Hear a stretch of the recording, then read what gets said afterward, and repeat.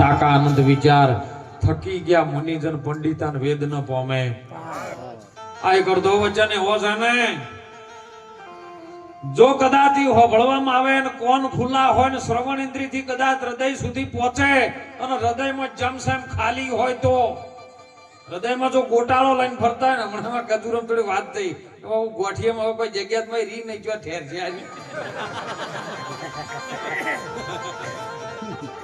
કીધું પણ આ તો જો ગુરુ મહારાજ નો શબ્દ છે ને બ્રહ્મગ્નિ છે ગોઠિયા જ્યાં હોય તરત બાળીને ભસ્મ કરવાની તાકાત છે ના એટલે જો પવિત્ર થઈ જાય ને હૃદયમાં ઠેરી જાય ને તો એના જીવનનું પરિવર્તન કંઈક અલગ થાય જ્યાં સુધી આપણામાં પરિવર્તન ના આવે ત્યાં સુધી ગમેલા ઘડા ખકડાવો પેટીઓ વગડાવો અને મંજીરાની દોડીઓ તોડી નાખો તો મેળવવાનો નથી ગાવે બતાવે કે કરે કિલોલા ના પડે કાળધામ છેતા પથરા પાણીમાં ભીતર રહે પણ અંદર કુછ ન ભેદા 6 વર્ષ સુધી પથરાને પડ્યો રાખવાનો પાણીમાં બહાર કાઢો એટલે ખાલી ઉપર ઉપર પડ્યો પણ મોય કોરો ધાકોરો હોય પથ્થરના તમે કરી નાખો ટુકડા અને કરી નાખો એને ભૂકો 12 મહિના પછી કાઢો ને તોય રે હુકો ને હુકો સડેલ નર સુધરે નહીં સોય સાધુ કા સંગ સંતોને ઠપકા રૂપી વાણી એવી આપી છે ને સાહેબ સુંદર વાણીમાં વાત કહી સાહેબ આજનો દિવસ મારે આનંદ ભરેલો ઉજો જો રાત છે પણ દિવસ ઉગે અને મારા રુદિયામાં હરખ ન માય ગુરુના પાવલિયા તમે ધોઈ ધોઈને વાડીમાં બધું આવશે હો જેમ માથે ફીટ આવે ને પહેર લેજો પાછા કે ગુરુના તો કે ચોબડાનો જોડો શીવડાવવો આ શરીરમાં રંગ ચડાવવું હિરલા ટંકાવવું મોતી ટંકાવવું ગુરુને પહેરાવું ને તો ગુરુના તોલે તો ગુરુ કઈ જગ્યાએ છે આપણે નક્કી કરવું જોજો શબ્દો જ આવશે ગુરુ કઈ જગ્યાએ છે આપણે નક્કી કરવો તો ગુરુ મહારાજ ભગવાન કૃષ્ણજી ગીતામાં કહે છે ઘણું અણુમાં નહીં અણુ એ જ હું છું એ વાંચવા વાળા ગમે એમ કરતા હોય અણુમાં જતો રહે તો અણુ મોટું થઈ જાય નીરો નાનો થાય આ નાનો થાય એવો છે साहेब सबका बाप है बेटा किसी का नहीं बेटा होकर जो अवतार तो साहेब नहीं जननी ना कुखे आवे नहीं बाप ना बीच उत्पन्न न થાય અને એવી મહાપુરુષોની વાત છે સાહેબ સંતોની વાત છે કે તમે હાથે જપોઈ માળા તો જો જેને જેને ઉપદેશ લીધો એની વાત ના લીધો એની કોઈ ચિંતા નહીં હાથે જપે છો માળા મુખથી જપે છો જાપ અરે શ્વાસે શ્વાસે તો જપી લો તો એ અજંપા તો પદ ભજન ને સ્મરણ તમારે જનાથી કરવું કો હાથે જતો રે મુખે જતો રે ને શ્વાસે જતો રે તો પદ ભજન શનાથી કરવું જો આ રીત તમને આવડે ને પણ ગુરુ મહારાજ જોડે ધ્યાનથી એક ચીતે બેઠા હોય તો પણ જ્યારે ગુરુ મહારાજ બેઠા હતા મોબાઈલ ખોલીને બેઠા હોય બાપુ આ એપ્લિકેશન હારી છે બાપુ શું કોમ છે એપ્લિકેશન નું કો વગણ એપ્લિકેશન આવે બધું એટલે મહાપુરુષે કીધું મુખે ભજે છો માનવી અને હૃદય છે ભજે છો અરે સુરતાથી ભજે કોઈ સંત છે કરી લે ઉનકી છે આ બધું જતું રહે ને તો તમારી સુરતાથી તમે પરમાત્માને ભજી શકો અને સુરતવા દ્વારા જ શબ્દન મળી શકો જ્યાં સુધી આ સુરતા કુમારી છે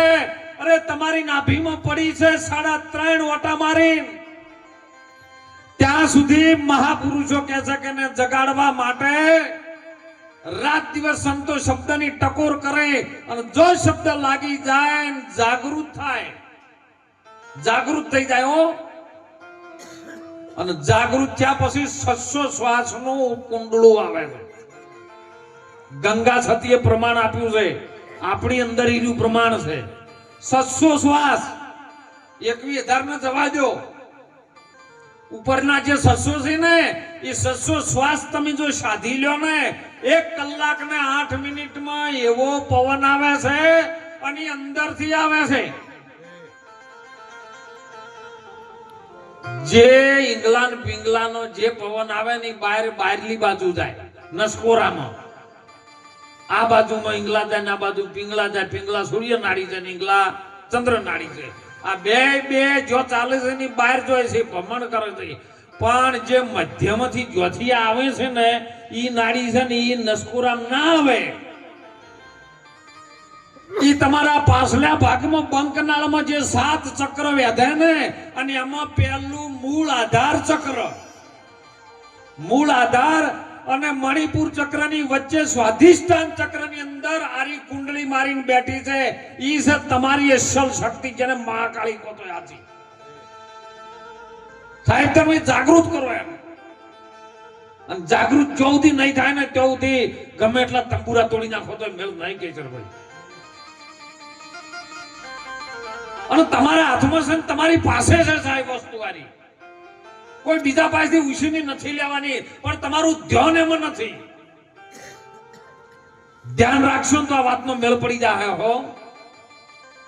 અને જાગૃત થાય 600 શ્વાસ જ્યારે વેધી નાખો ને એટલે ઉપર ચડાઈ રહી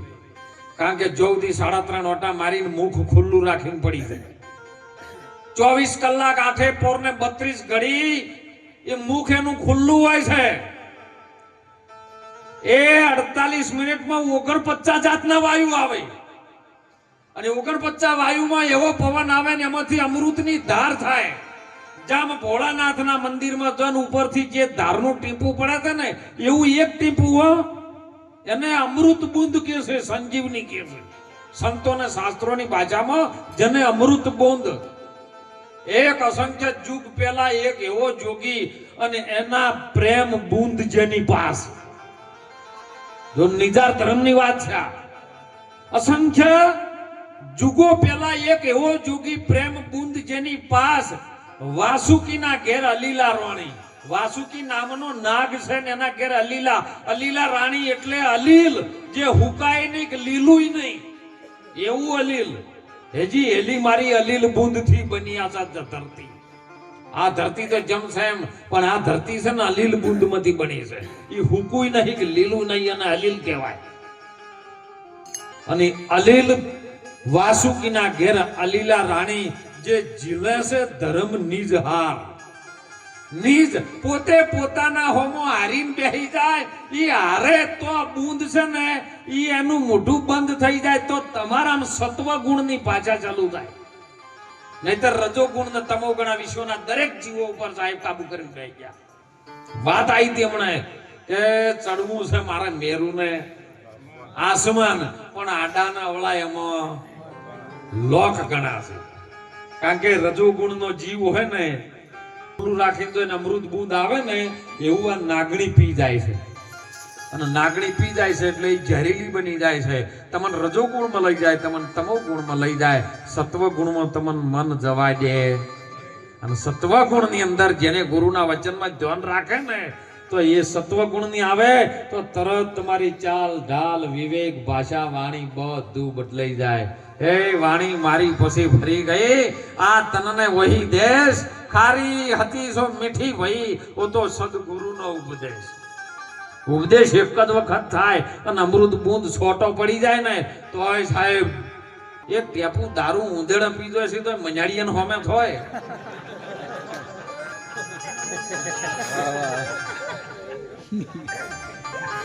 તો આ તો અમૃત બુંદ છે સાહેબ અને અમૃત બુંદ તો ભૂલે ચૂકે જો આપણે પી જાય ને તો સાહેબ તમારી કુંડળીની શક્તિ જાગૃત થયા સિવાય રહેવાની નથી અને તમે જાતે જ કરી શકો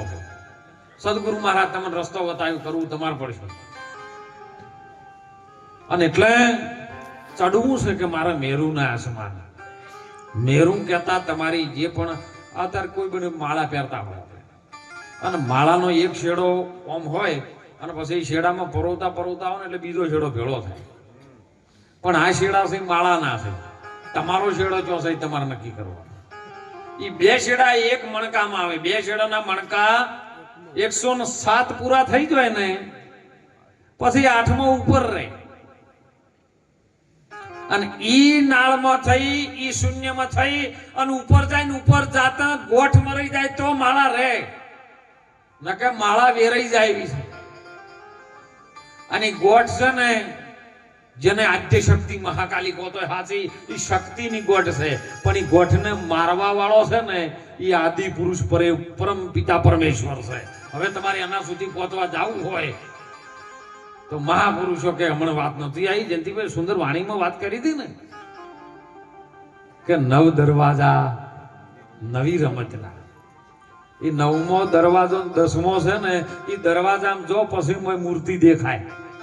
એ તો ખાલી દરવાજો છે પણ દરવાજાની અંદર જો તાણે મંદિર આવે અને મંદિરમાં સ્થાનક આવે પેલો દીવો આવે ને પછી એની પાછળ મૂર્તિ આવે હવે ઘણી કહેવાતું નહીં કે દીવા પાછળ અંધારું પણ તું દીવો જોઈને પાછો વળ્યો પાછળ નહીં ગયો પાછળ મૂર્તિ હતી દીવા પાછળ અંધારું ના હોય દીવા પાછળ તો મૂર્તિ હોય પણ મૂર્તિના દર્શન કરવા હોય તો એક ચિત્ત હે અર્જુન લગામ તારા મનને લગામ આપી દે લગામ લગાઈ દે મનને તો આ 10 ઇન્દ્રિયો તારા કબજામાં આવી જાય અને 10 ઇન્દ્રિયો પર જે સવાર થઈ જાય ને પછી ઇન્દ્રિયો તારું કીધું કરે પરમાત્મા સુધી પહોંચવા માટે ઇન્દ્રિયોનો વિષય નથી વાણીનો વિષય નથી અરે માઈક ઉપર બરાડા પાડવાનો વિષય નથી પરમાત્મા સુધી પહોંચવા માટે શાંત થવાનો વિચાર છે 10 ઇન્દ્રિયો તમે કબજે કરી લો અને એના ઉપર તમે બેહી જાઓ ને તે આ રથની જે ઇન્દ્રિયો છે ને પોચ જ્ઞાન ઇન્દ્રિયો અને પોચ કર્મ ઇન્દ્રિયો મન બુદ્ધિ ચિત્તના અહંકારી તો અંતકરણની ઇન્દ્રિયો છે પણ આ 10 ઇન્દ્રિયો ઉપર જ્યારે તમે કબજે કરો ને તો પછી મનના જે અંતકરણમાં મન રહેશે ને એ 4 ચોકી વચ્ચે રહેશે મન બીજું કોઈ નહીં મન તમે જ છો ને મન પરમાત્મા જ છે પણ તમારે એને નક્કી કરવું પડે જીવા સહી કરીને મોલી લ્યો આપણા નેણોથી નજીક છે જો શેટું નથી પણ જો સુધી મન તમારા ઉપર તન ઘોડલો ને મન અશવાર તન કહેતા શરીર આ શરીર ઉપર ઘોડો કરીને મન બેહી ગયું છે આ મારું છે મારું છે મારું છે નથી સિદ્ધને કરે તો મારું મારું આ તનમાં એક તલ ભાર નહીં તારું શનો દાવો લઈને બેઠો છે બધી જે તો સદગુરુ મહારાજની છે સાહેબ વાત આવી હતી સુંદર એ સૂતો મને જગાડ્યો છે હું આ વાતમાંથી અજાણ હતો હુઈ ગયેલો હતો પણ સૂતો રે જગાડ્યો સદગુરુજીએ મને એવો અલખ પુરુષ ઓળખાયો જે લખવામાં ના આવે નીલો ઓળખાયો મને અને ગુરુ મહારાજ ઓળખાવે હો અને ગુરુ મહારાજ જયારે ઓળખાઈ જાય ને કેશરભાઈ તાણે બ્રહ્મ તૂટી જાય આપણો બ્રહ્મગઢ છે ને તૂટી જાય પછી બ્રહ્મ ન રહે એ બ્રહ્મણાઓ ન રહે પણ ખરેખર જેને ઉપદેશ લીધો ને બોલો બ્રહ્મ તૂટ્યો હોય મને કહેજો ચોમાસાનો ગજુરમ વરસાદ પડતો હતો ને એટલે ઝાપટું આવવાનું ચાલુ થયું એમ ઘેરથી ઘેર નતા જો ખેતરમાં ગાયો ભેંસો દોવાઈ ગયા બધા કપડા હુકાતા હતા તેની પેન્ટ લીધા જીન્સના છોકરાના ચડા લીધા પણ એને ઘરવાળાનો ઘાઘરો હુકાતો ના લીધા પાછો કે હું ગુરુ મૂકી તો તને હજી આર્યો ભ્રમ છે તો તને ઉપદેશ શું થયો એમ કહો આમાંથી બોલો કેટલા લે એવા હે ઉપદેશ જો એને ઘાઘરો ના દેખાય ગુરુ મહારાજે તમને એની અંદર રેલું સૂત્ર બતાવ્યું છે આ સૂત્રનો ધાગો છે કાપડ છે સાહેબ એ ઘાઘરો ના આવે નરમાઈ ના આવે નારી ના આવે આવો ઉપદેશ તમને કર્યો છે અને છતાંય જો તમને આવું દેખાતું હજી તમારો ભ્રમ તૂટ્યો નથી જોઈન જાતી હોય ને જોઈન એટલે પેલા તૈયારી થાય ખટારામાં અત્યારે તો ગાડીઓ આવી છે બધી ઘણી બધી પણ પેલી ખટારામાં તૈયાર થતી એટલે ડીજે વાળાને બોલાવે પેલા દરદડિયા વાળાને બોલાવે ઢોલ વાળાને બોલાવે ઢોલ વાળાને પોંચો હાલે વગાડજો લે હો જબરદસ્ત એ તો હોય નહીં કહેતા વગાડો અનિલભાઈ તાલમાં લાવજો એટલે માયક વાળા સાઉન્ડ વધારે કરજો પણ તમારે કના ભળા બૂકો લેખી 500 વગર જે પેલા પી પીને વગાડતા હોય તો નહીં પીવું એ વાત, આ તો પેલા પૈણવા જોઈએ એની વાતો છે. પછી ઢોલ કૂટવામાં ગજુરમ પાર ના લાવે નાર્યા પી પી પીને વગાડતા હોય ને જાતા હોય ને એને હારીઓમાં તાણા તો જેટલું હુર હોય એ તો હોમે પછી હવે હોમા કોમનું અને ગાળ્યો ગાવાનું ચાલુ કરે. ચોથી આવ્યો બાવળિયાના રાઠા જેવો ને હવેળો તેડાતો ને કવેળો આવ્યો ને તો ઉભા શાંતિથી ઉભા રહે. પેલા ઢોલ વાળા કૂટ કૂટ કરે વગાડો વગાડો મજા કરો તમે લે 200 બીજા પિયાઓ ઠેલ્યો પણ વગાડો. ચેવો તાલાતો ને ચેવી મજા આવતી હોય છે. પછી જો ચોરીના 4 ફેરા ફર્યા અને પછી વળતે આયા ને પછી પેલા ઢોલ વાળા વગાડવાનું ચાલુ કરે ને એટલે આ મેલો બખાડો ચમકો.